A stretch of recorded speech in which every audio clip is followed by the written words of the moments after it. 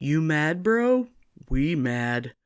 We mad about states legislating against queer kids and the people who support and love them. We shocked about a Skyrim dude who murdered people, but even more shocked that anyone thinks his videos are funny. And get ready for some body horror content, 'cause this week you're gonna learn about 3 saints who are known by the body parts they lost.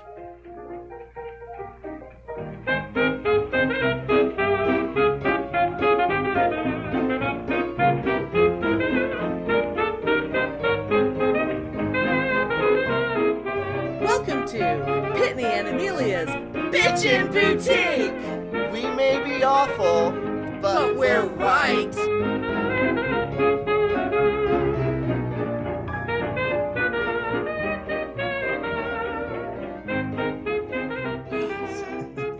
Oh, just fuck Greg Abbott. Just fuck him in his stupid ass. Just fuck him. Absolutely. Fuck Greg Abbott and fuck Ron DeSantis, but mostly fuck Greg Abbott. Ugh! God, I fucking hate him. It's hard for you. I think I do hate Abbott more than DeSantis, but it's really close. I mean, DeSantis is he's just disgusting as well. I mean, I have family in Florida and they don't understand the entire rest of their state, just like I don't understand what the fuck. Although fucking Ken Paxton, the Attorney General, the utterly criminal and everyone knows it Attorney General here in Texas, openly admitted that yes, they totally fucked with mail-in ballots in the last election because they knew that if they didn't do that, that Trump wouldn't win in Texas. Yeah. I mean, he openly admitted it. So they know that Texas is a blue state. So when people say fuck Texas, it's like, remember who you're talking about. You're actually talking about a big fucking blue state. Yep. That just happens to have a bunch of criminals who make sure that the Republicans are in charge. But, I'm assuming people who listen to us have some idea of, why we're particularly pissed off at him at the moment. But good old Heil on Wheels, as I love to call him. I love that. I think I got that from Trey Crowder. I think. I think that's who I stole that from. I am not brilliant enough to come up with Heil on Wheels myself. So, but it's perfect. It is. It really, really is. So Heil on Wheels has been pushing this agenda so that in the state of Texas, basically being a good and loving parent is now a criminal act. Because heaven forbid you treat your children as though you love them and as though you accept them for the human beings that they are. And, what could be worse? And of course in Florida, it's the whole idea of, it's been called the Don't Say Gay thing. The Don't Say Gay bill, yes. But it basically, the Florida thing, it basically comes down, and what's weird about the Florida thing is that it's, when they say it, it makes it sound like it's something almost reasonable. Yeah. Like, well, maybe we shouldn't be talking about certain things in front of 4-year-olds or whatever. And it's just like, well, yeah, that sounds like a reasonable thing. But they make it so vague. Like the Florida thing, what they say is that you shouldn't talk about things like, you shouldn't even bring up gender identity or sexuality in the presence of a kindergartner through 3rd grader. But what they don't realize is that people in normal everyday speech bring up gender identity and sexuality all the fucking time. Because it's called talking. And like, kids, they watch TV. They're all over the internet by that age. They know what's up. But the thing is... they see drag queens and, you know what I mean? And they don't care. It's fine. But you know what else they see? people and straight people. They see their parents. Yeah. They see their neighbors. They see people out. They see their teachers. They see everyone. And those people have gender identities and sexualities too. And when you don't talk intelligently in front of children, those children grow up to be the kind of adults who say things like, I won't date someone who has pronouns. Right. Yes. Because they don't know what a pronoun is. It's welcome to America. You know, and of course, you know, in Texas, it's you know, being an accepting parent of your trans or non-binary child, like what Ken Paxton was pushing about a week or two before Greg Abbott put out his thing was he was tweeting shit about like he was putting out stuff about like genital mutilation. Yeah. Like he was talking as though 10-year-olds were having bottom surgery, which absolutely does not happen. Like, does not happen at all. Like, at most, there might be puberty blocking hormone medication. Yeah. But even that's the kind of thing that like, you don't know when a kid is going to start puberty.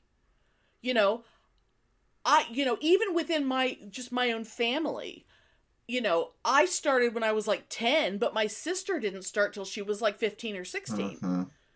You know, there's a huge age range that these things could happen. So if you start a kid early enough on the medication, if all you have to do is just stop the kid's medication and all the hormones that are naturally occurring in the kid's body will just not be canceled out by the medication, and they'll just do what they were going to do, and the kid will just go into puberty a little later. Yeah. They don't not go into puberty, they just go into it later. If for some, you know, but the thing is, you go through all these steps first. And this stuff is not casual. It's not this. Oh, I know. I listened to a whole show on NPR the other day about that issue and about what's going on in Texas. And they were talking to this woman, and she was like, there's counseling that happens. There's frank discussions that happen. There's all this stuff that happens that's healthy before any of that happened, because no doctor is going to even prescribe that without counseling first. Right. It's just part of it. Yeah. You know, and the so idea... it's not like all of a sudden Johnny watches an episode of RuPaul's Drag Race and decides that he wants to be trans, and the next day his parents are getting him pills. That does not happen that way. Right. You know.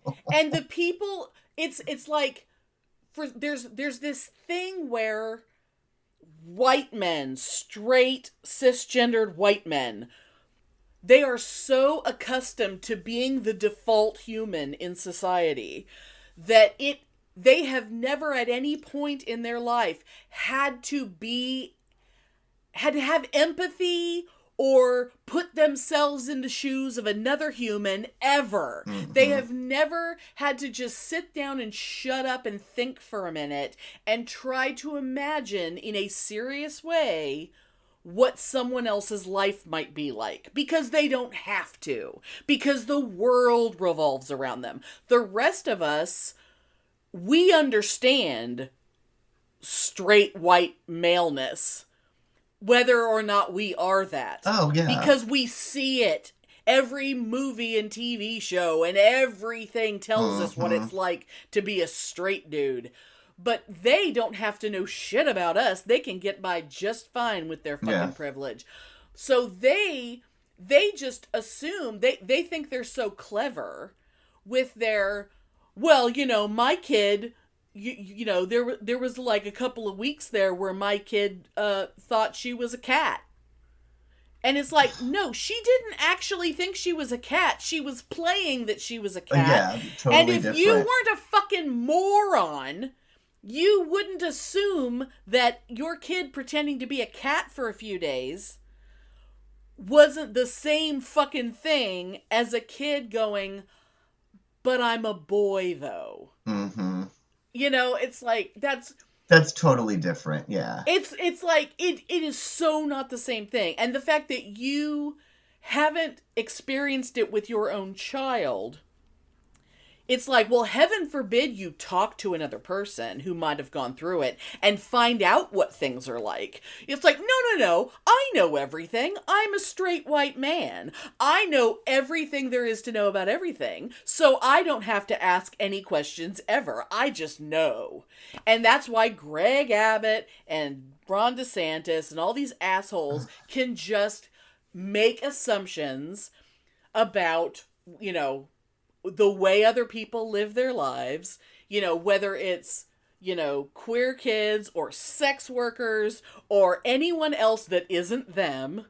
Yeah, but pass laws based on their own opinions and don't ever ask anyone a question. Yeah, but I had read that some of the wording, apparently they were trying to have any sort of treatment to be classified as child abuse.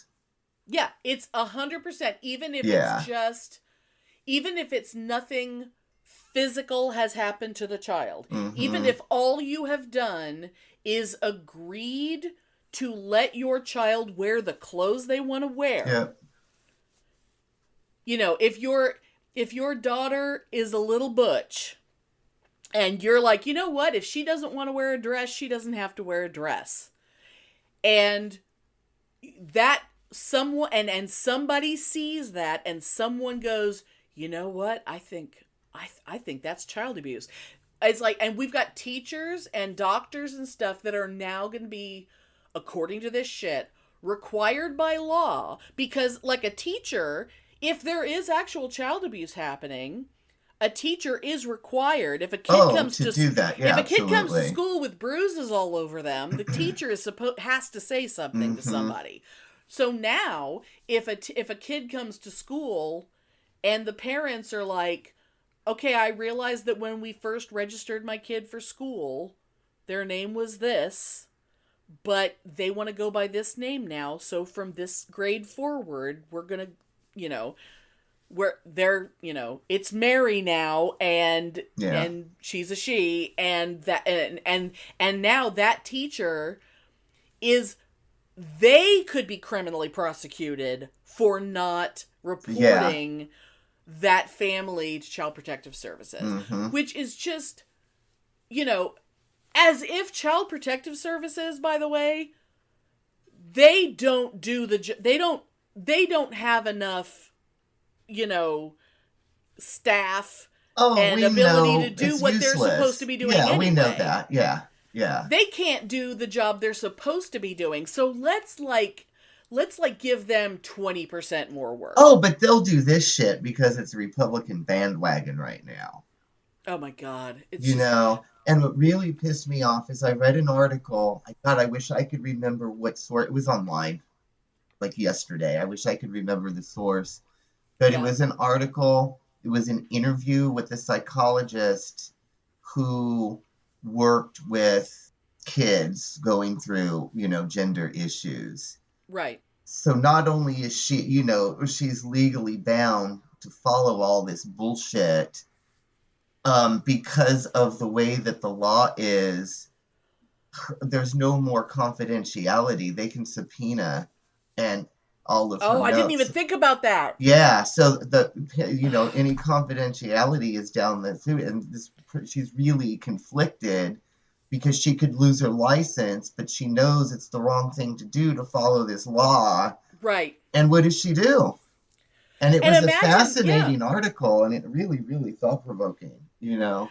Well, like, you think about when you were, you know, 14, 15, and there was no way at that age that you were going to come out to anybody. Mm-mm. But can you imagine being that age now and not being out and being like, there's no, like, you don't want your parents to get in trouble, you know, if you're an aware enough kid, now if you're a little kid, you're not going to know what's going on in the news. But if you're older and you know what's going on, there's no way you're going to tell your parents the truth about yourself, because you don't, even if you know that your parents are going to be totally cool with you, because your whole life they've been the kind of people who've always been very open about things and made sure that you know that they would be cool with whatever. There's no way, because they don't want anything to happen to their parents. Heaven forbid you grow up in a loving family. I mean, those of us who cannot even imagine what it would be like to grow up with extremely accepting, wonderful parents. Yeah. If you were lucky enough to grow up with parents like that, and now it's like, oh, fuck. Now I'm screwed, because now my parents could go to jail for being good parents. Yeah. I mean, god damn it. And hopefully this will be enough of a stink will be raised that eventually it'll go to like the Supreme Court and get knocked down, hopefully. Well, there is already one lawsuit that I'm aware of in Texas where one family has already filed a lawsuit. And so I'm hoping that I'm just so glad that they didn't waste any fucking time. Like, they didn't even wait until, like, the laws were really on the books yet. They were just like, okay, fuck you, we're doing this now. We're not... Because there were people who were, like, desperately trying to figure out how to get the fuck out of the state. But the thing is, when you're in Texas, I mean, okay, we are surrounded by Oklahoma, Louisiana, Arkansas, Missouri, New Mexico. I don't know what direction you should go. Colorado, maybe? But it's like, you can't just pack up and move your family and go where and do what in the middle of a fucking pandemic on top of that. It's like, you know, everybody can't just pick up and move, because that's where like the states' rights people piss me off. When you get down to basic human rights and human dignity, you can't have this state you're allowed to be yourself, but that state you can't. So, if you don't like it, just leave. Well, then what if, you know, you could have people who are just like moving from state to state their whole lives, because at the next election, who knows who's going to be the governor, and then they change the laws. Well, because I think that's what they probably want to do it, you know, to run those people out, you know.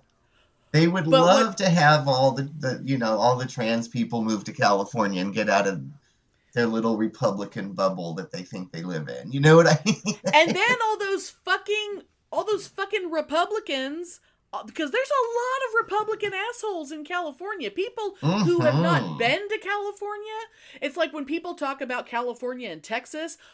Yeah, and people talk about, Texas is turning blue because the Californians are moving here. It's like, the people who say that are people who've never been to California or Texas. Because you don't know how either of these states work. If you think that California is all crunchy granola and Texas is all yeehaw Republican. Yeah, I live where it's liberal. Pretty much every place else in California is not. A lot of California is like rural farm country. Yeah, and even LA, real liberal. Where do you think all your fruits and vegetables come from? It's like, just because it's a farm in California doesn't mean it's a hippie granola farm. It's still fucking farm country. Yeah, and even rural. Honestly too, even though you think, you know, San Francisco, you think Castro and all that, San Francisco really is a Republican conservative shithole. Because it's a city filled with rich people. Yeah, it is not like, you know, Los Angeles land too. of the queers like people think it is in San Francisco. It's not. Yeah, Los Angeles is the same way. Yeah. You know, it's like, just because Hollywood is there, it's like, yeah, but you think the people who run the studios, you think those are hippie granola people? Fuck them. Oh, God, yeah.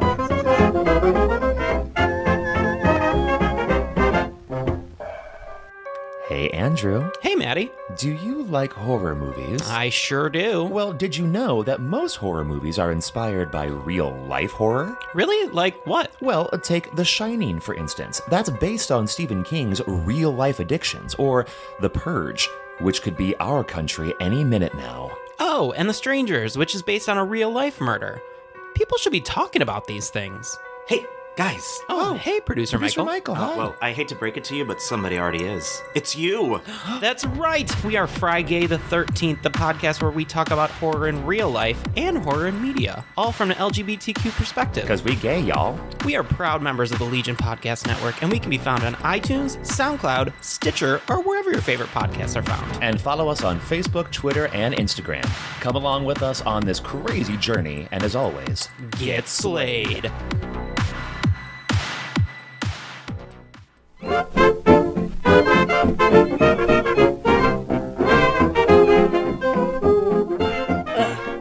Although I do have one, there is one very, very, very amusing part to the Greg Abbott story, and Pitney does not know what I'm about to reveal. Ooh, I can't wait. Pitney, do you remember? God, when did I buy this?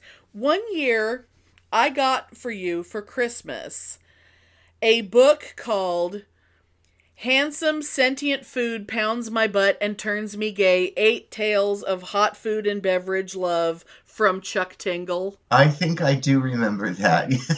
And it just has a picture of a shirtless guy and then a bunch of like ears of corn with faces on them and stuff. Okay, so Chuck Tingle is a guy who self-publishes really, really badly written gay erotica.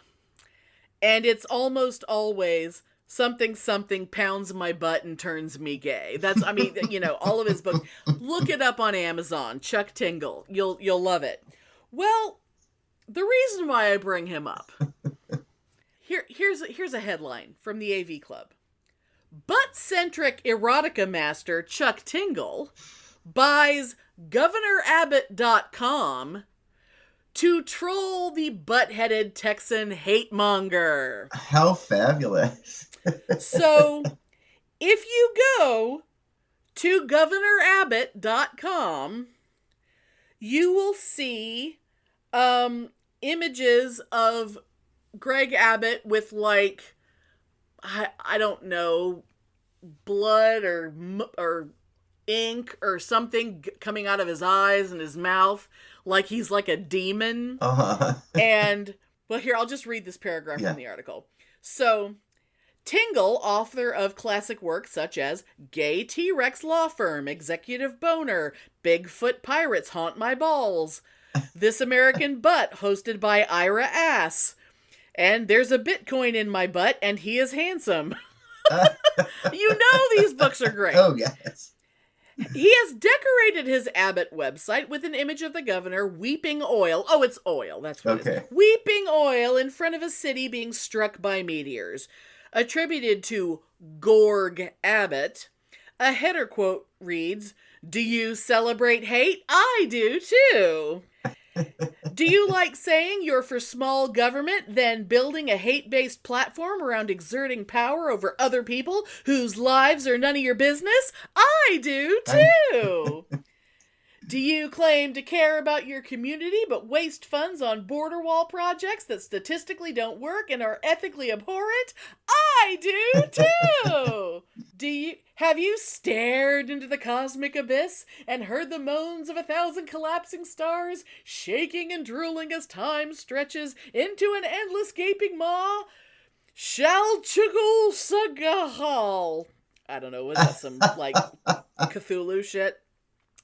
And then beneath these lines, Tingle tells readers that if they're questioning the leadership of someone so committed to hatred, they should consider donating to these charities instead, and links to the Transgender Law Center, Trans Lifeline, and Sylvia Rivera Law Project websites. And apparently in 2017, he had a bunch of Trump-inspired butt-pounding books. Oh, and he my. donated all profits from one of those to the ACLU, and he had, in 2020, he had a bunch of COVID-themed work, and he made that all free so that the pandemic could be more enjoyable for people. And he wrote books like one called Not Pounded by Anything While I Practice Responsible Social Distancing. So, yeah, governorabbott.com. So, everyone should go visit that and consider donating to, some of the charitable websites he links there. Now, I wonder if Greg Abbott is aware of this website. He has to be, I'm sure. I hope that I'm sure it's been tweeted at him a million times, and I fully intend that our Twitter account will definitely make sure that he sees it at least on Twitter. But yes.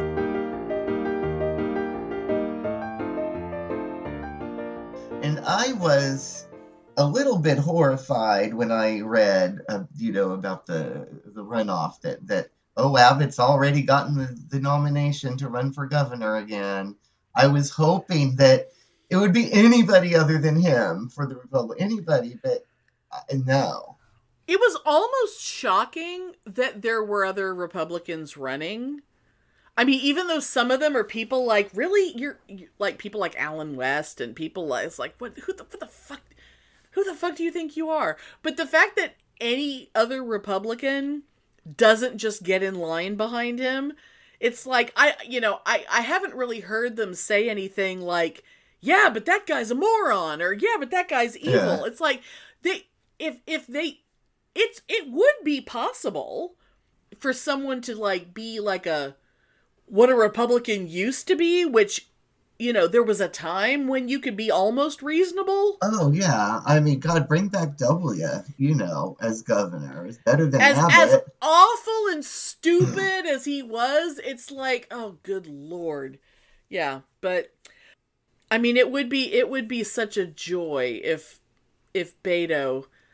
I still wish Beto would have just kept running for Senate until he beat either Cruz or Cornyn. Just knocking one of them out. Close. It was so fucking close.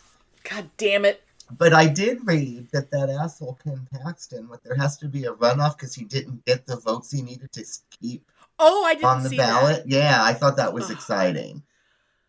And so there is backlash against him. I cannot understand, except just that politics is a completely crooked and backwards, nonsensical thing. But I guess being Attorney General, which is, like, in charge of law, etc., but he literally, like, securities fraud. I mean, this guy, from the second he first got in office, the entire state knew that he was a criminal. But they don't care, because he's a good white Christian, Yeah. I mean, he's like a bonk-eyed, just hideous. Oh God, it's just between, the rolling homophobe and Bucky Beaver, Lieutenant Governor, and that bonk-eyed asshole criminal AG. It's like we just have the worst fucking Maybe it'll change. Cross your fingers. I just don't know. I don't know if my heart could handle having someone as cute as Beto O'Rourke as the governor. I don't know if I would know what to do with that. And he's cute as hell. Yeah, and he may possibly get elected because he was so close to beating Cruz. Wasn't it like 1 percentage point? It was that close. And honestly, the only way he wouldn't, because people are so fired up, is because of all the, the voting restrictions and stuff. And they're already out there fucking with mail-in votes and stuff. My dad actually, this actually worked out beautifully. My dad went in to send in to turn in his paperwork to get his mail-in ballot. Mm-hmm. And while he was there, he didn't realize that early voting was going on. And even though he was there with his walker and it was hard for him, they said, well, you could vote today right now if you want, since you're here. And he was like, okay. He had to walk all the way around to the other side of the building, but he fucking did it. Good. Even though it was really hard for him to stand up that long and to walk that far with his little special little rolly walker. But god damn it, my dad takes voting very, very seriously. My mom and dad always worked every election. Oh my god, they were, Dad used to get like the little is it the boater?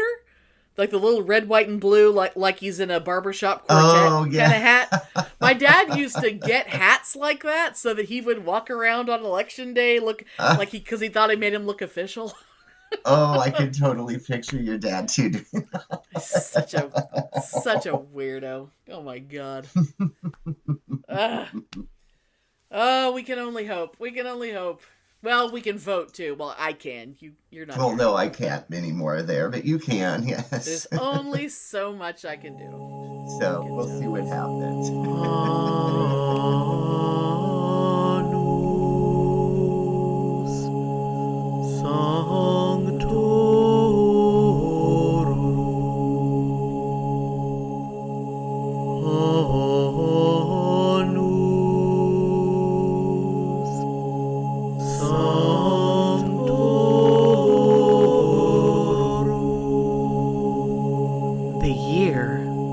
Saints.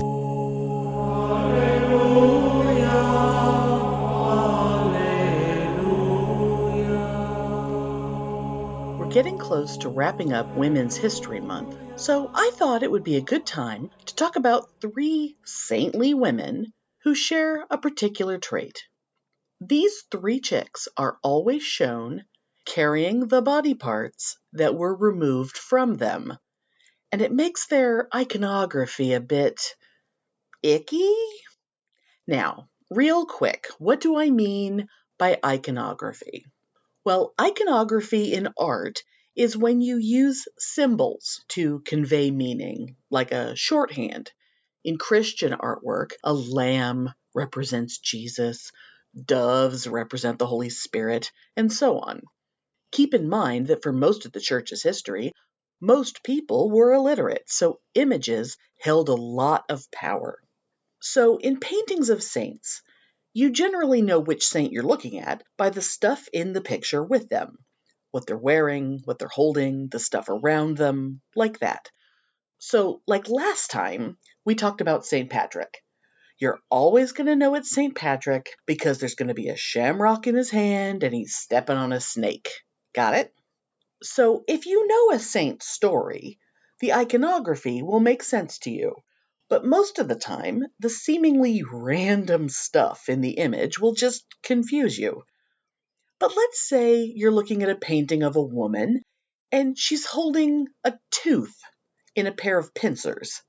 Well, congratulations, you have just met Saint Apollonia. Now, Apollonia's story, though brutal, is pretty basic for martyrs of her time, except for the specific detail of her captors torturing her by either breaking or pulling out all her teeth, and how somehow even the true believers of this story also believe that reliquaries containing a single tooth are totally legit, despite the utter unlikeliness that anyone was able to get hold of those teeth that the Romans yoinked out. During the Middle Ages, people believed a cure for toothache was in her ground up teeth. Again, first believing they were her teeth to begin with. And there are parts of Italy, even today, where Saint Apollonia is basically the tooth fairy, leaving little gifts in exchange for baby teeth. And imagine my shock when in my research, I found out that Andy Warhol did a set of 4 prints of Saint Apollonia when he was going through a little religious phase in his art. Not bad for the patron saint of dentists. Now, the next young lady with creepy body horror iconography I'd like to tell you about is Saint Lucy. Now, she was a rich kid from a noble Roman daddy and a Greek mommy, but she didn't go for the pantheon of gods thing. Very rebellious, especially in that she refused to marry, wanting to give her dowry to the poor. And at one point, her offensive virginity pissed off the local governor so much, he sentenced her to be defiled in a brothel, which is like the biggest anti-pagan propaganda I ever did hear. And when the guards came to drag her off to get her cherry popped, somehow even a team of oxen couldn't move her.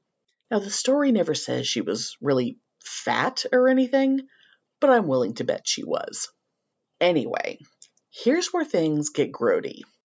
And there are two versions of the story when it comes to who did the gouging, but I'm going to go with the most disturbing one.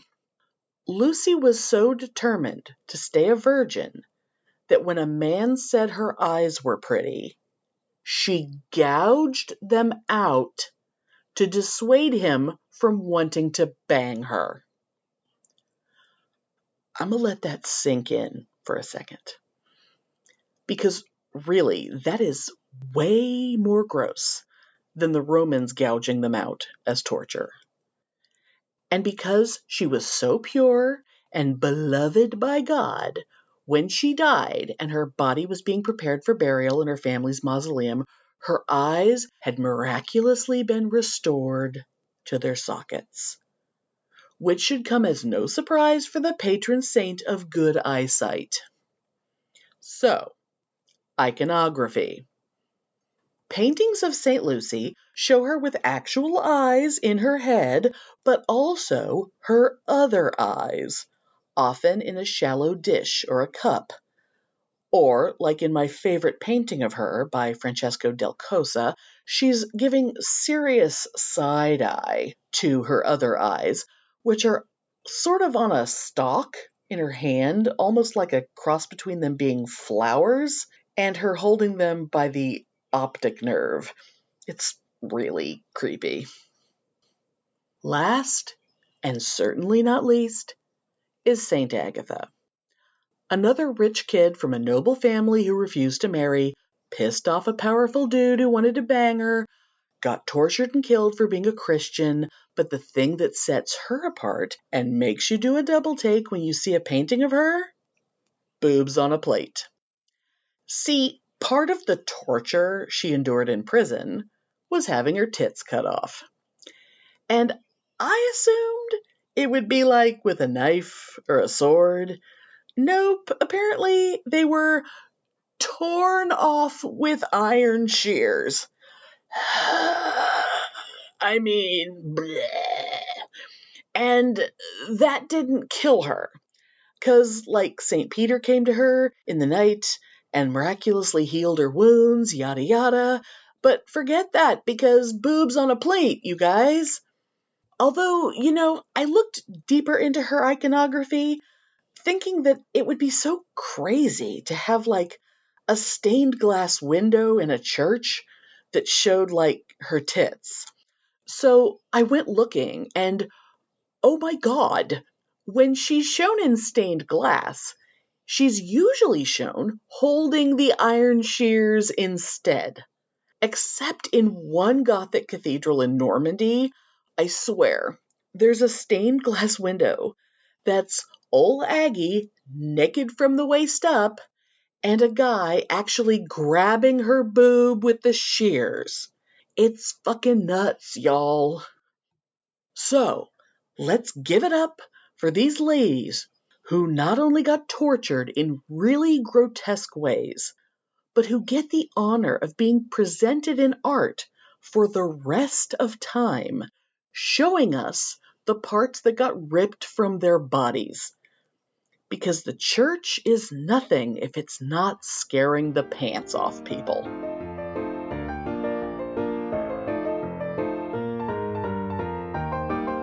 So I spend way more time on YouTube watching Skyrim videos than I should. Yes. Because of my passionate love for the epic Nate, who who has this crazy sounding voice, and he purposely mispronounces words, and I can't figure out, does he do it because he thinks it's cute, or does he really do it because he doesn't know better? It's like he says, instead of holiday, holiday, and instead of solitude, solitude. I mean, for every word. And I can't figure out if he does it on purpose or if he really talks like that. I just don't understand. I don't know. But apparently he lives in Austin. No, really? Which I didn't know, and he's actually started Oh my god, posting... if you had known that when you still lived here, you would have stalked him. No. He actually started posting pictures of himself, and he is like this hot, bearded, tank top wearing muscle dude now. No. And I'm like, now, when you say hot, do you holy mean shit. actually hot, or do you mean gross hot? No, he's totally like hipster hot. So, like, if I looked him up right now, I would. Where would I see him? Just look up Epic Nate, all one word. Just like Googling Epic? Yeah, I think that's how and you can find him pictures of him. Yeah. Okay. And maybe it's his Instagram or anyway, but yeah, you can find him. I'm doing a Google image search. Yeah. But anyway, he's like all of a sudden hot. But anyway, so in the Skyrim fan world, there's this video maker called JinnKid. Okay. JinnKidd, I think. And his claim to fame is making an endless number of Skyrim in real life videos. What would that be? It's basically just him walking really weird and really woodenly and turning around and acting like the animation from Skyrim. So, like, if he was wearing a costume... Yeah. That made him look like his own character. Yeah. And like the way you were going to make a costume for your character. Yeah. But moving weirdly like but he's he'll being like an walk avatar. around and like make fun of the the dynamics of the game. And, there's so many lines that all the NPCs say, and he just like makes fun of it. And there's so damn many of them, and one was amusing, but 20 of them not amusing. Right, not like amusing. It's a clever idea to do it once or twice, but yeah, let it go. Because it's stupid, but you know how fans are. Oh yeah, they beat everything into the goddamn ground. You know how fans are, and don't you remember the good old days when masquerades, somebody would say something that wasn't even marginally funny, but the fans would go wild and laugh hysterically, even though it totally wasn't funny at all. Of course, yes. Anyway, before I get into that, because that's something I want to discuss, but anyway, this guy, JinnKid, is apparently in jail now because he found out that his wife was committing adultery and he shot her. I think he killed the lover. If I remember right, I think he killed the lover and shot the wife, but I think she survived. Something like that. Oh my god. I'm almost surprised that he shot and didn't like kill them in like a Skyrim kind of way. No, and I was like, God, he seemed like such like a don't you have like a magic dagger to kill someone with? Geeky little guy that I was kind of shocked that he would do that. And his wife was helping him in his videos, so I thought they had this great fan relationship, but apparently he couldn't handle the adultery. And he's now in jail for murder. But his videos are still out there. So was she adultering with, like, someone who wasn't even into Skyrim? Or was it something like as appalling as that? And if I remember, it was something like about... Like she wanted to spend time with someone who would talk about anything other than maybe Skyrim? So, but it was something like... he found like an extra cell phone or I don't know. It was something really weird, and and he caught them anyway. So he's in jail now. But the thing that struck me about it is like I was watching this video about this instance, right, from a Skyrim fan / video game vlogger from England. Oh, so they made a video talking about... Yeah, so he was talking about this person and their... How meta. Okay. Yeah, and their videos and the murder and blah, blah, blah, blah, blah. And he kept, like, showing clips of this guy doing Skyrim in real life, which is doing the same things over and over and over. Right. And he was showing all these clips of this, and this guy was laughing like it was seriously the most funny thing he'd ever seen in his life. Like, full-on belly laugh. Oh, God. And oh, my God. I'm like, I was so uncomfortable watching after the first one because I thought it was so stupid. Right. And I would have never in a million years laughed at it because it was stupid and not funny to me. Right. But I realized that I laugh a lot, but I laugh at really weird things. But I do not laugh, and I have never laughed at things that most people think are funny. Like, comedy totally leaves me cold. I don't think it's funny. It never makes me laugh. All the weird stuff at cons, the crowd goes wild. I'm always just sitting there like, how embarrassing. What's wrong with me? I should watch these videos in hysterics, but I think they're embarrassing and stupid.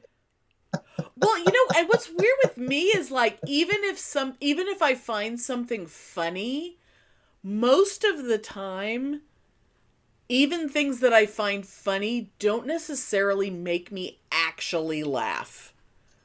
It's very unusual for something. I mean, if I'm having a conversation with someone, if I'm involved in it, but if that's different. But if I'm just watching something, if I'm like watching a movie or something that's funny, I might smile. Mm-hmm. I might react a little bit, but it's not likely that I'm going to actually laugh.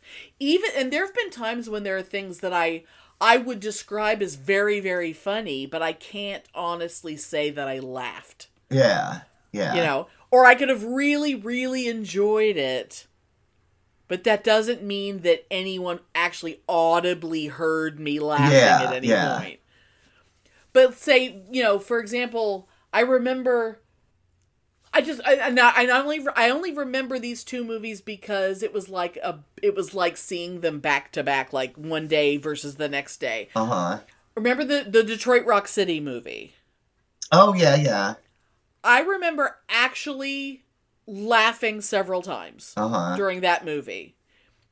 And I remember making a point after we saw it. I think you and I and my husband and maybe a couple other people saw it.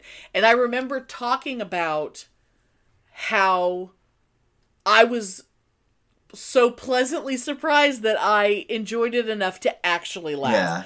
Because like the day before, or maybe a few days before, I had gone to see whichever, it was probably like the third Austin Powers movie. Mm-hmm.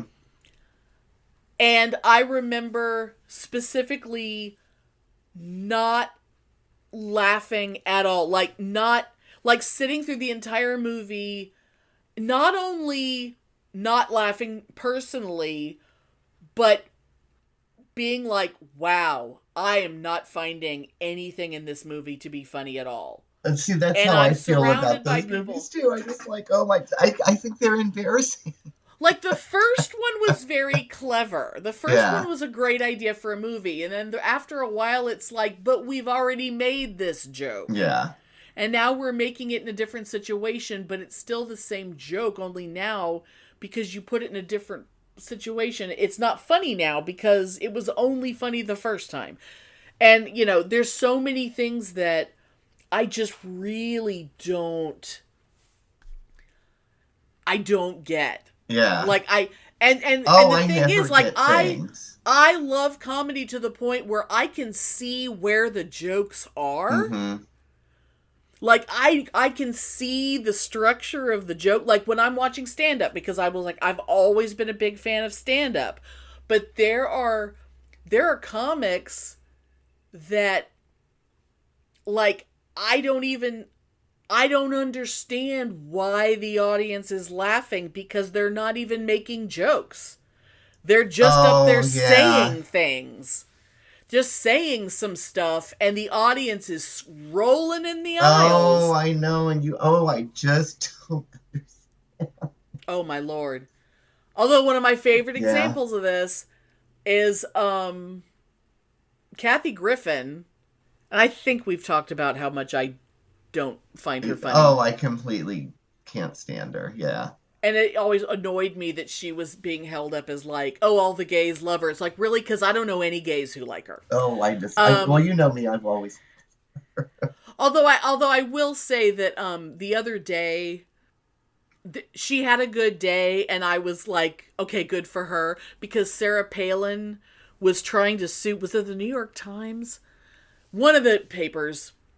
She was trying to like sue them for like malicious libel or whatever, and they basically laughed her out of court. Oh, that's right. I read about that. Yeah, and I got a kick out of that. Yeah. But for some weird reason, one of the courtroom sketches, I don't know why, at some point during the hearing, someone, as part of Sarah Palin's thing, held up the picture of Kathy Griffin holding the bloody Trump head. Do you remember that? Yeah, I do. Oh, I totally and like do. for Yes. so in this courtroom sketch is a little mini picture of a sketch of a little mini Kathy Griffin holding up a little mini bloody Trump head, and the little tiny picture, the little drawing of Kathy Griffin holding the bloody Trump head. Just I got such. I was so tickled by that because I would probably laugh at that. Yeah. And she was tweeting it, and people were cropping the picture just to that because they were like, "Oh, fuck the rest of this. This little drawing right here is so fucking cute." Because it was adorable because it was like a little pastel drawing. It was adorable. Oh, and I remember. Yeah, I totally remember that incident. But in general, though, I find there was a time when I kind of thought she was okay, but eventually I started noticing, especially as her act got more, I'll just say, gay. Yeah. I started noticing that her act was celebrity name, they're gay. Oh, and then the audience laughs. And then other celebrity name, well, they're gay, audience laughs. Yeah, and I just remember it was what made me hate her was her TV show. I never watched it. Remember she had, and the only reason I had to watch it is because I was living next door to you in the duplex at the time. Yeah. And my roommate at the time was really into her and used to watch that show, and so I was made to watch it. Oh, God. And I just thought that she was just such a horrible, obnoxious, mean-spirited bitch. Yeah. She's not a likable person. She is a jealous, mean-spirited cunt. Yeah. And I hated her because of her show. Right. But during that period where her act became, this person's gay and that person's gay. Yeah. I actually wrote an email to the media director of GLAAD at one point because GLAAD was like celebrating her like she was so great. And I said, explain to me how a comedian whose act is almost completely saying the names of celebrities who either aren't gay or at least aren't out. Yeah. And going, they're gay. Oh, Oprah, we all know about Oprah. Or, Ryan Seacrest, her. And it's like, that's not an act. That's not a joke. There is no structure to it. You did not actually write a joke there. Oh, There's and no I just think she's a mean-spirited, angry, gross person. Yeah. And I kept thinking, the people in that audience who are laughing hysterically, why are they laughing? Are they laughing because they love gay people? Or are they laughing because they fucking hate gay people? Because I don't think she cared. I don't know. I just don't get it.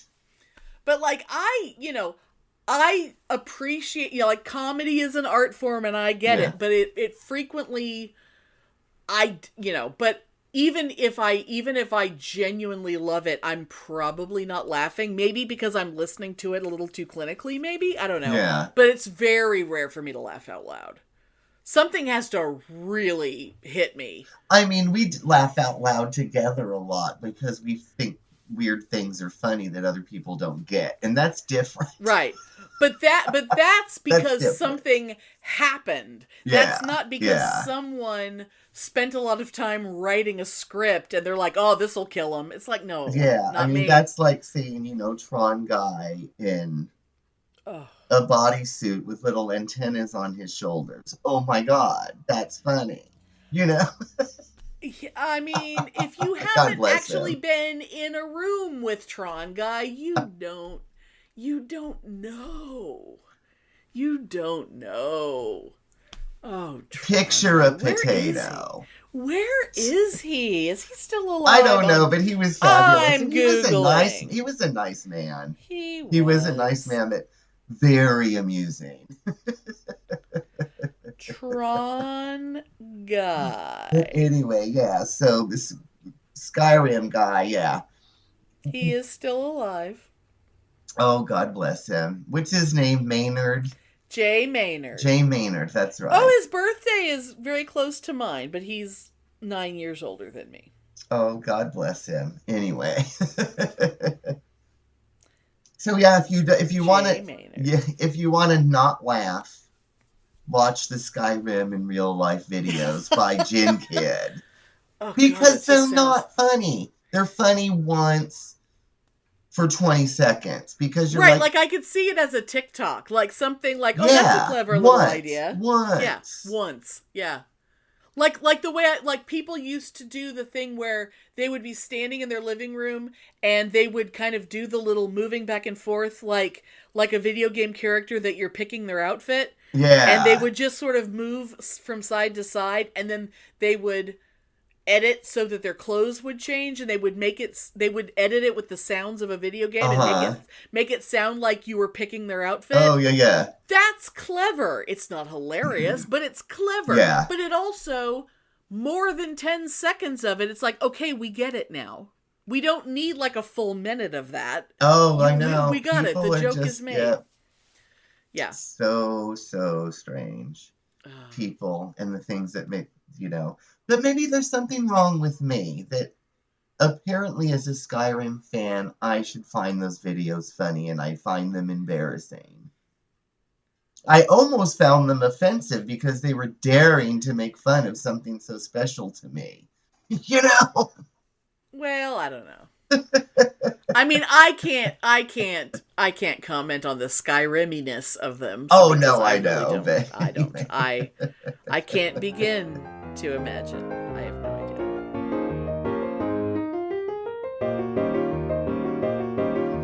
idea. Speaking of that, just one other thing that you sent me a video of Chris. Is it Chris Colfer? Is that how you pronounce his last name? Kurt from Glee? Yeah. When did I send you It was Chris Colfer doing some sort of dance thing with like Freddy Krueger hands and a Freddy Krueger hat.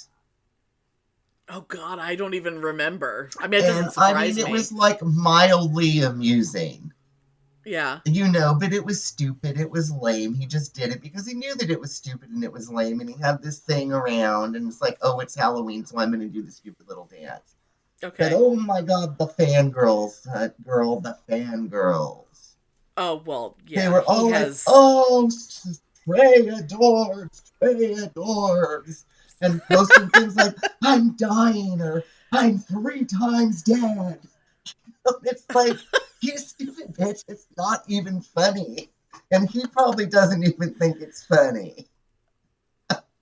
Yeah, God. But I just remember all the fangirls, I'm 3 times dead. Because, it's so funny. And it's like, it's totally not.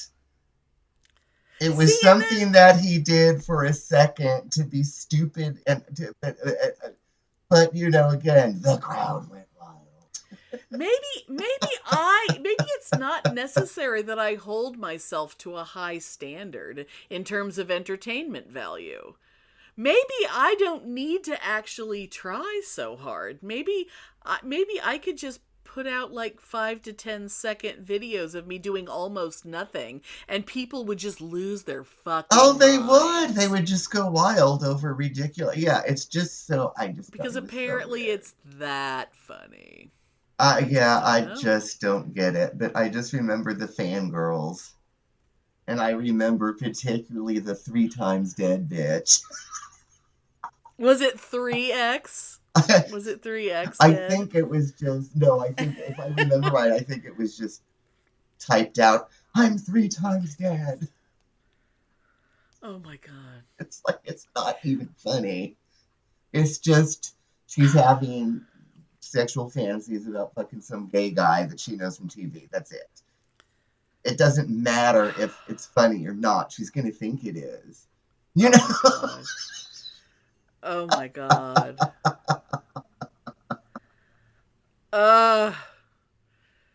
See, it's just, I mean, but see, that's, fandom is stupid. And when you get to that level of fandom, it's just so embarrassing. And anybody that says, because this was, I think, last year, anybody that uses adorbs that recently is so lame. Yeah, they're probably like 60. They're probably only just recently started using adorbs. I mean, adorbs was always lame, I thought, but especially to use it now, please. Well, see, that's the thing. It's like those of us who are, by the time I know a word, it's on its way out. And by the time I know it, God, it's been dead a decade. Yeah.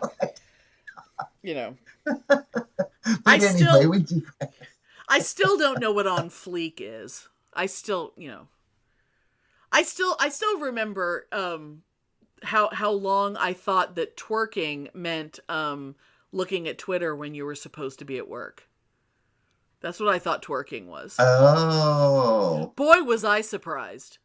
I think originally I used to think it was referring to guys jacking off looking at pictures of girls on Twitter. That's what I thought it normally was. But no, it's the stupid butt dance. It's the butt dance. It's the butt dance. But yeah, I thought it was... You would think that the context clues would have at least gotten us close, but no, we were nowhere near it. Yeah, but I honestly thought it was some weird thing of like, Yeah.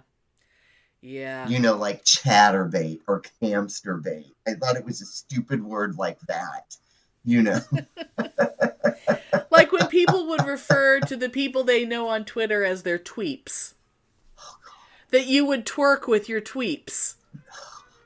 Or something. I don't know. See, these are words that should not be said out loud. To me, it sounds like jacking off to me.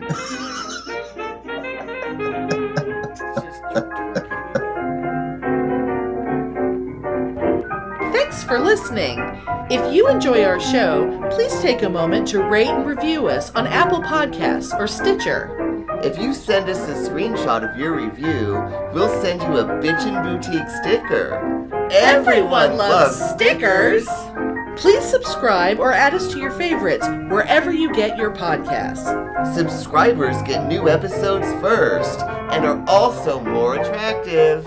Drop us a line anytime at PitneyAndAmelia@gmail.com. We'd love to hear from you!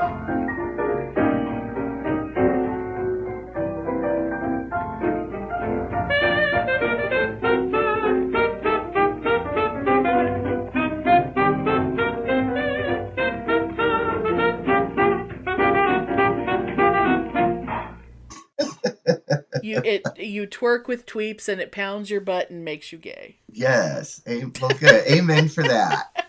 Let's have more of that. Greg Abbott.